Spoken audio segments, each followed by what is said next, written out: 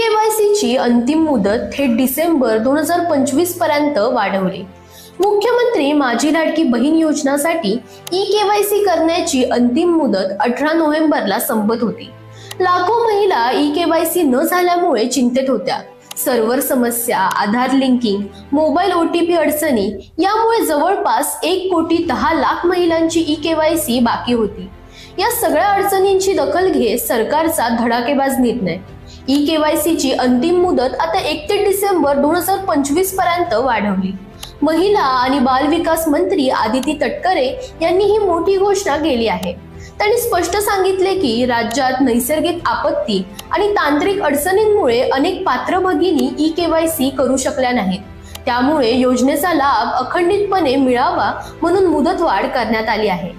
ज्या महिलांचे पती किंवा वडील हयात नाहीत किंवा घटस्फोट झालेला आहे त्यांनी ई-केवायसी करून मृत्यू प्रमाणपत्र, घटस्फोट प्रमाणपत्र किंवा न्यायालयीन आदेश जिल्हा महिला व बाल विकास अधिकारी येथे जमा करणे आवश्यक आहे। ही मुदतवाढ म्हणजे लाखो भगिनींना मोठा दिलासा। सरकारचं म्हणणं स्पष्ट, ज्या भगिनींनी ई-केवायसी केलेली नाही त्यांनी ही वाढीव मुदत वापरून प्रक्रिया लवकरात लवकर पूर्ण करावी। सरकारने दिलेल्या वाढीव मुदतीचा फायदा घ्या आणि तुमचा लाभ निश्चित करा। आजच ई-केवायसी करा आणि इंडिया लीडरला सुद्धा फॉलो करायला विसरू नका।